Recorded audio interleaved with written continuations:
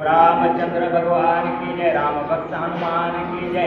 जय जय रघुवीर समर्थ मंगल मूर्ति मोरया।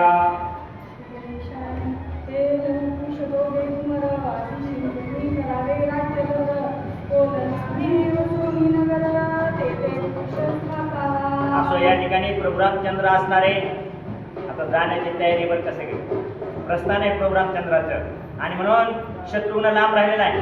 त्या शत्रुघ्नाला बोलावून आणायचंय. राज्य भरताला की म्हटलं भरत मला मी घेणार नाही, तुम्ही जिथं असाल तिथंच मी येईल, मी राज्यावर बसणार नाही. मग प्रोग्राम चंद्राने सांगितलं लव आणि कुश यांना राज्याभिषेक करा. कोण नगरीचं राज्य असतं लवला त्या ठिकाणी देऊन टाका. राज्यावरती राज्याचे अधिकारी नेमा, आम्हाला मोकळं करा.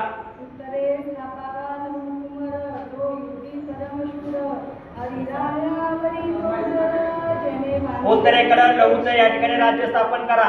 जो या ठिकाणी पराक्रमाने युक्त अशा प्रकारचा असणारा, शत्रूला या ठिकाणी बंधन करणारा, शत्रूला जिंकणारा अशा प्रकारचा लहू वीर असणारा त्याचं उत्तरेकडचं राज्य असणारं लहूला द्या.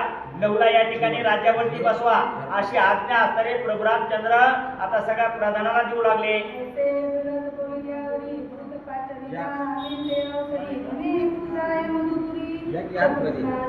ताबडतोब एक दूत असताना प्रोग्राम चंद्राने पाठवला. त्या दूताला सांगितलं आत्ताच्या आता मधुपूर नगरीच्या ठिकाणी जा. माझा लाडका शत्रुघ्न असताना त्या ठिकाणी आहे, त्याला भेटल्याशिवाय मी जाणार नाही. आणि म्हणून ताबडतोब एक दूताला आज्ञा केली मधुपूर नगरीच्या ठिकाणी जा आणि येताना शत्रुघ्नाला घेऊन ये.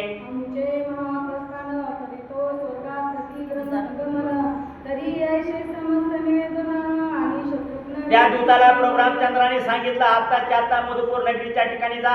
शत्रुघ्नाला बातमी सांग की आता आमचं महाप्रस्थान आहे, आम्ही आता अयोध्या नगरी सोडणार, स्वस्थानाच्या ठिकाणी निघून जाणार. जाताना शत्रुघ्ना मला तुझी भेट घ्यायची, मला सगळ्या भावाला या ठिकाणी भेटायचंय. एक अगोदरच निघून गेला परवा दिवशी आहे का नाही, या ठिकाणी शरयू नदीच्या तीरावर आपला देह असताना समर्पण केला.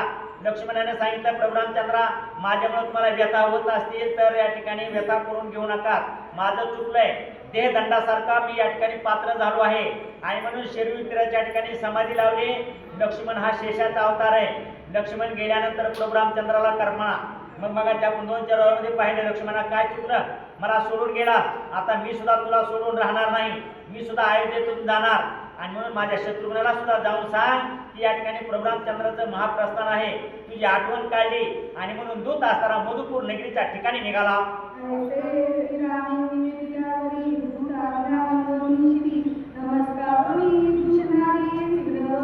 अशी आज्ञा प्रोग्राम चंद्राने दूताला दिल्याबरोबर प्रोग्राम चंद्राची आज्ञा शिरसा वंद्य मानली.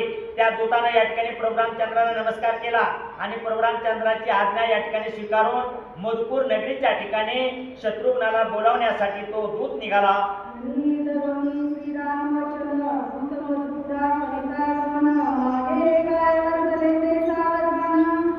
प्रोग्राम चंद्राची आज्ञा प्रमाण मानली.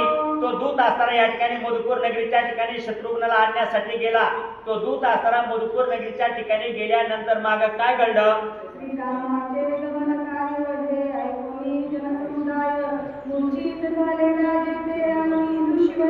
हळूहळू ही बातमी असणारी अयोध्या नगरीच्या ठिकाणी पसरली. लक्ष्मण गेला, आता प्रोग्राम चंद्र सुद्धा राहणार नाही, प्रोग्राम चंद्राचं महाप्रस्थान होणार.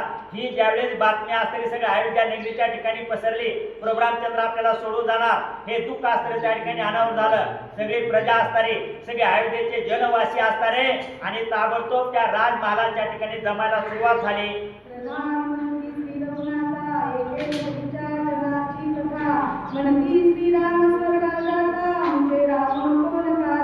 असो त्यावेळेस प्रधान असणारे सांगू लागले प्रोग्राम चंद्रा सगळे अयोध्येवासी असणारे सांगू लागले प्रोग्राम चंद्राचं जर महाप्रस्थान होणार असेल आम्ही कशाला राहायचं म्हणले, बियाला राहायचं काही नाही म्हणले, और आम्हाला सोडून या अयोध्येमध्ये राहून काय आम्हाला करायचं म्हणले, आम्ही सुद्धा प्रोग्राम चंद्रा बरोबरच निघून जाणार, आम्ही अयोध्यामध्ये एक क्षणभर सुद्धा थांबणार नाही. अशी बातमी असणारी प्रोग्राम चंद्राला आणि ह्या प्रधानाने दिली.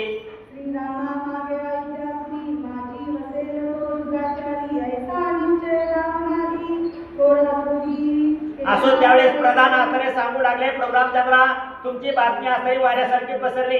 सगळे अयोध्यावासी नगर असणारे सांगू लागले की प्रोग्राम चंद्र गेल्यानंतर जो या अयोध्येमध्ये राहत असेल त्याच्यासारखा दुराचारी तोच म्हणले, त्याच्यासारखा दुष्ट तोच म्हणले. या ठिकाणी प्रोग्राम चंद्राला सोडून या अयोध्येमध्ये काय करायचंय, राम जर या ठिकाणी आम्हाला सोडून जाणार असेल आम्ही सुद्धा अयोध्येच्या ठिकाणी राहणार नाही, जो कोण राहील तो दुराचारी समजावा, अशी सगळी लोक असणारे या ठिकाणी म्हणू लागले। ही बातमी असणारे प्रधानाने प्रभू रामचंद्राला सांगितले।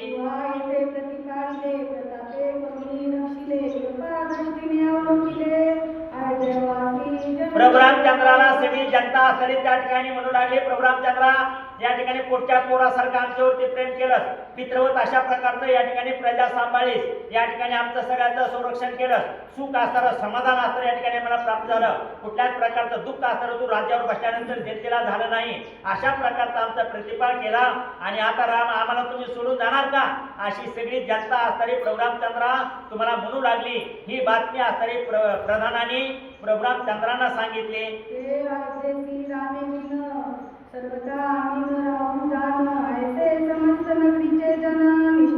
सगळे नगरीच्या जनाने निश्चय केला आहे, ह्या रामाशिवाय आम्ही ह्या नगरीमध्ये राहणार नाही। राम जर या ठिकाणी राहत नसेल तर आम्ही सुद्धा अयोध्यामध्ये राहणार नाही, आम्ही सुद्धा त्याचा पिच्छा सोडणार नाही। जन्मोजन्मी आम्ही बहुपुण्य केले आहे का नाही, म्हणून तुमची आम्हाला साथ मिळाली। तुम्ही जर या ठिकाणी तुमचं महाप्रस्थान होणार असेल आम्ही सुद्धा अयोध्येमध्ये राहणार नाही, आम्ही सुद्धा तुमचा पिच्छा सोडणार नाही, असं सगळ्या नगरवासियांनी ठरवलंय। हे बातमी प्रभू रामचंद्राला कळाली।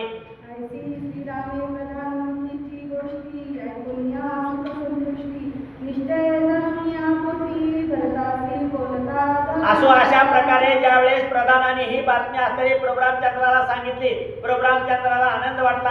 अरे माझे जन्मजन्मीचे सोयरे आहेत म्हणले, मी ह्यांच्याशिवाय कधीच एकटा येत नाही, ह्यांच्या बरोबरच येतो म्हणले। असंच हा सगळ्या नगरवासियाचा निरोप प्रभू रामचंद्राला समजला, प्रभू रामचंद्राला आनंद झाला। आणि मग आनंद झाल्यानंतर प्रभू रामचंद्र असणारे भरताला काय म्हणतात,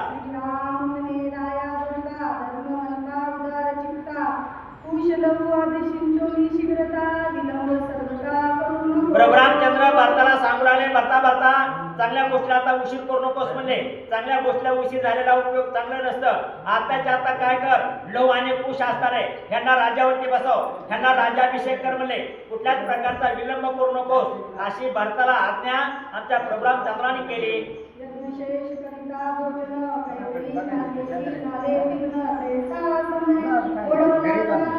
प्रभू रामचंद्र असणारे सांगू लागले, भरता चांगल्या कामाला कधीच उशीर करायचा नसतो, उशीर झाला तर काहीतरी विपरीत घडतं। तुला माहिती का म्हणले, अगोदर घडलेली घटना म्हणले आपल्या जन्माच्या अगोदर म्हणले, ज्यावेळेस या ठिकाणी यज्ञ नारायण प्रसन्न झाला, यज्ञ नारायणानं या ठिकाणी घेरे पायस दान म्हणून या दशरथाला दिलं, आणि मग त्यावेळेस मला देऊ का तुला देऊ, तुला देऊ का मला देऊ, ह्याला बसू का त्याला बसू, असं करता करता उशीर झाला। उशीर झाल्याबरोबर त्या ठिकाणी अनर्थ घडला, त्याच्यामुळे चांगल्या कार्याला भरता उशीर करू नकोस, आताच्या आता ताबडतोब त्या ठिकाणी लव कुशाचा राज्याभिषेक कर।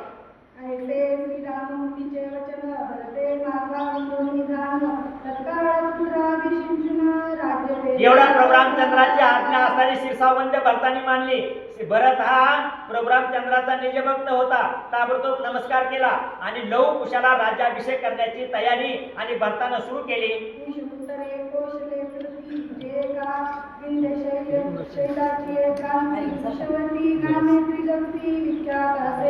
आता कुशाला या ठिकाणी उत्तर प्रदेशाचं कौशल नावाचं राज्य असणार आणि ते कौशल्य राजा नगरीचा राजा असणारा या ठिकाणी त्या कुशाला केलं, ताबडतोब त्या ठिकाणी राज्याभिषेक केला आणि राज्याभिषेक करून उत्तरेकडील कौशल नावाचा देश असणारा आणि त्या देशाचा राजा या कुशाला त्या ठिकाणी बनवलं, कुशाला या ठिकाणी राज्याभिषेक केला।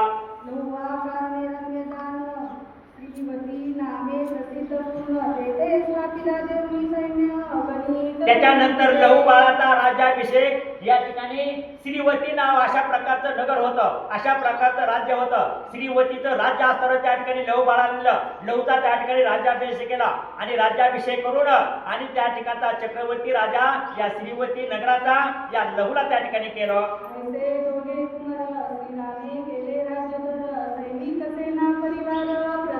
अशा प्रकारे दोघांना दोन ठिकाणचं राज्य दिलं, त्या ठिकाणचं राज्यपद असणारं त्यांना दिला, त्याचबरोबर त्यांचा राज्याभिषेक केला, त्याचबरोबर संपत्ती असणारी अनेक प्रकारचं सैन्य असणारं आणि ह्या दोघांना त्या ठिकाणी देऊन टाकलं।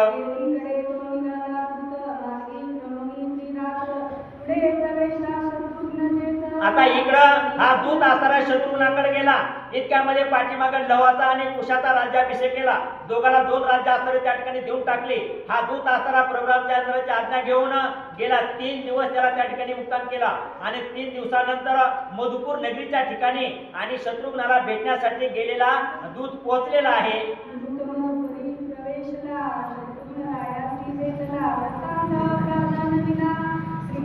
ताबडतोब मधुपुराच्या ठिकाणी तो दूत पोहोचला. गेल्याबरोबर शत्रुघ्नाला नमस्कार केला. शत्रुघ्नाला तो असणारा दूत भेटला आणि भेटल्यानंतर प्रभू रामचंद्राची जी काय आज्ञा असणारी प्रभू रामचंद्राचा निरोप आणि त्या शत्रुघ्नाला सांगितला.